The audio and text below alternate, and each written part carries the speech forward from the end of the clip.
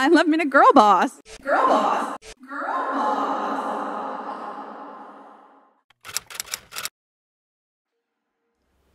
10 years ago, a new term was coined on social media.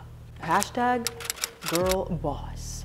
Eventually going on to become one of the most used hashtags on Instagram, it seemed that every young woman aspired to be just that. Until, that is, the girl boss very quickly degraded into something else. Something a lot less girl boss and a lot more girl tyrant.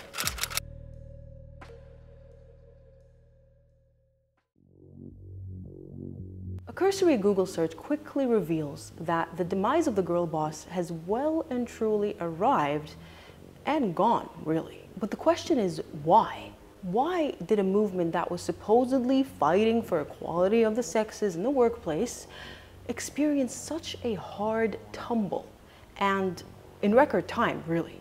Based on not only my observations, but the observations of many out there who have opined on this topic, the demise of the girl boss is a fate that was entirely of her own doing. Now, it's important to start off with the obvious. Bad leaders come in all shapes and sizes, and obviously this is not a gender-specific problem. However, firstly, there's the fact that the niche of this channel is to shine a light on things that women get away with. Second of all, not all girl bosses are bad. I'm sure there are plenty of women who refer to themselves as a girl boss who are actually quite pleasant leaders and bosses in their own field. Their employees love them, they may have a thriving business, and these are not the women whom I'm talking about. We are talking about perhaps what may be a loud minority that brings disrepute to a particular group. Before I get into the pièce de la résistance, I thought we'd talk about very briefly the irony of the term. In a world where women have fought so hard to be treated as equals and to do away with certain labels, women who now refuse to refer to themselves as actresses, for example, they're actors now.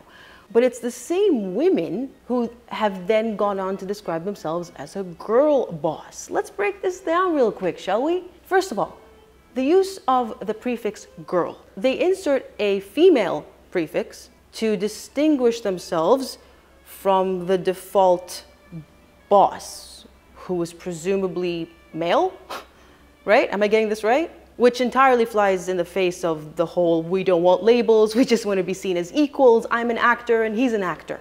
And secondly, they not only use a female prefix, but then they use a word, being girl, that is used to describe a female child. And these are the women who complain about being infantilized in the world, and yet they go on to infantilize themselves? Why do men get the default word? I don't get it. You don't see men walking around saying, I'm a boy boss. They're just a boss. And by adding the term girl, these women seem to confirm, perhaps inadvertently, that the default position of a boss belongs to a man. A leader is a leader. Gender shouldn't factor into it. But what is a girl boss? We apparently need a definition for some reason because it's not obviously just there in the name.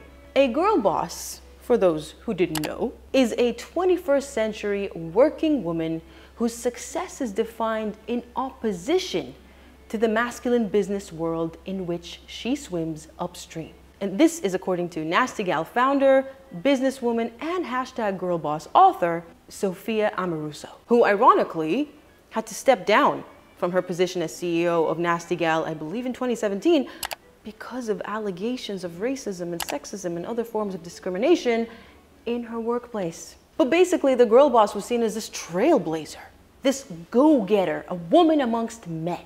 Or at least that was the intent to begin with, because in a very short amount of time, the girl boss went from being this scion of feminism to yet another toxic presence in the workplace. Instead of being the force of positive change, that they promised they would be, they instead contributed to the pre-existing problem of what they deemed stemmed from toxic masculinity. And I say what they deemed because honestly, as a young woman who has been in the workforce for a while, I can say that some of the more toxic personalities that I have ever come across were women. And I say this coming from perhaps the most male-dominated industry in the history of humanity, the military.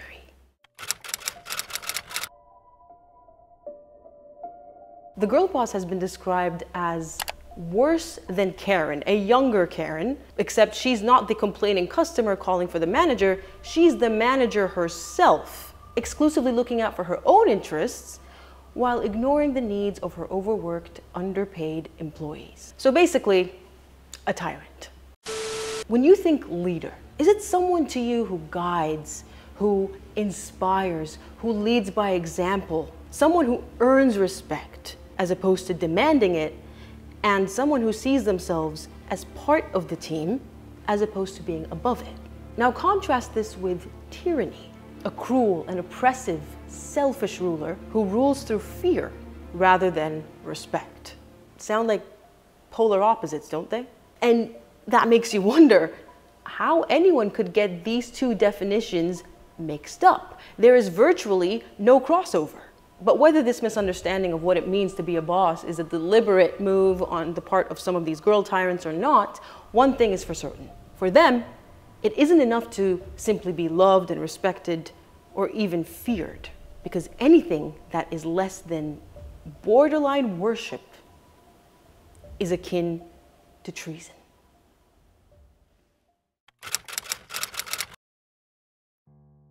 I invite you to cast your minds back to the question I asked earlier in the video. Why? What happened? What made this movement, if you want to call it that, crumble oh so quickly? And I stated that the answer lies in the behavior of the girl boss herself. This is of her own doing. What did I mean by that?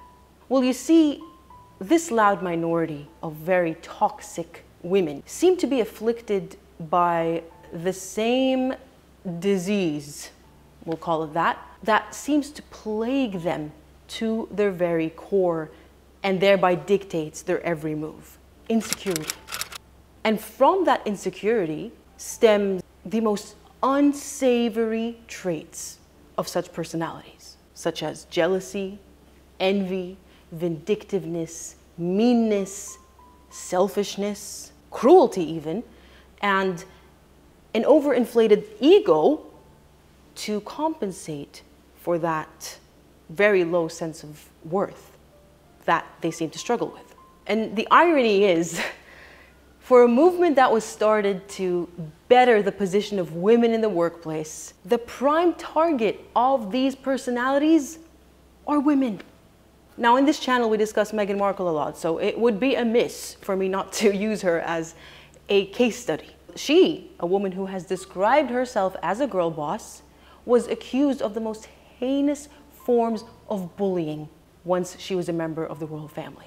She has yet to sue over any of these allegations, and from what we know, most of her victims, perhaps all but one, were women.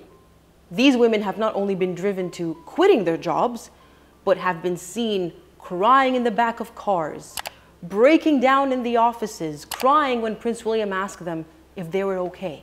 And if you're doubting the veracity of the story, just take it from Prince Harry, don't take it from me.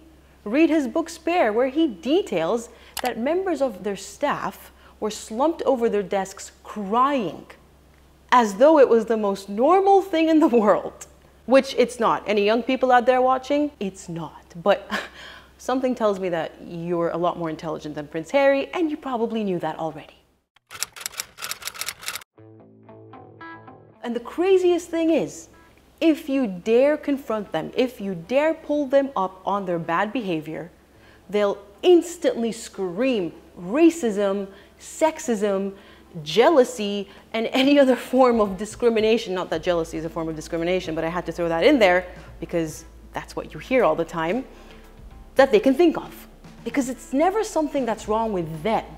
It's always something wrong with everyone else. Even Elizabeth Holmes, the disgraced founder of Theranos, her family said that she failed because she dared to girl boss too close to the sun.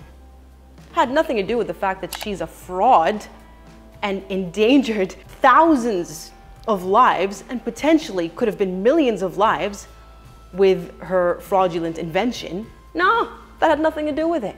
So they basically wield misogyny as both a weapon and a shield. They use it as a weapon to attack anyone who dares stand against them, but also as a shield to deflect any criticism. So is it any wonder that the movement crumbled as fast as it did? Failure is imminent in these structures because when people only do your bidding because they're terrified of what you would do to them if they didn't, that doesn't exactly inspire loyalty, does it? There's a reason that Meghan and Harry's office has been described to having a revolving door of staff. And again, that's not normal. People who enjoy working for you tend to want to keep working for you for a while because of this thing called loyalty, which these girl tyrants have no understanding of whatsoever. Or I should say they do, but only when they're loyal to themselves and to their own selfish whims and desires. The prime reason that I wanted to make this video is because as a young woman who literally trained to be a leader, that is what a military officer is, a leader. That was the crux of our curriculum.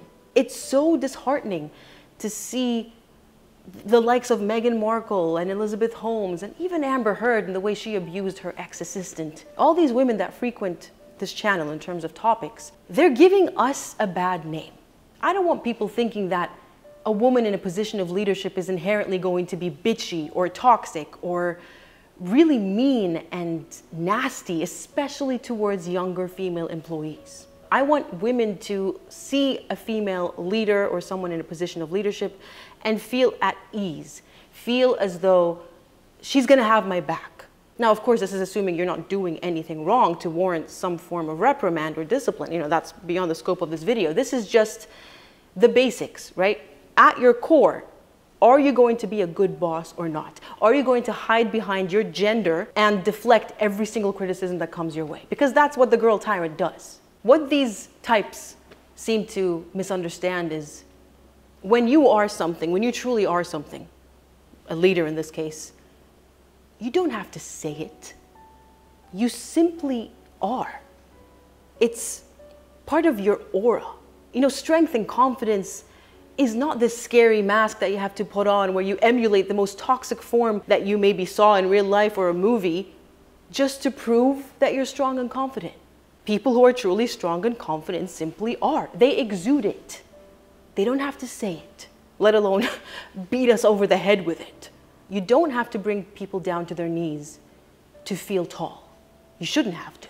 And most importantly, it's time that the world sees a good boss as a good boss and a bad boss as a bad boss, regardless of their gender.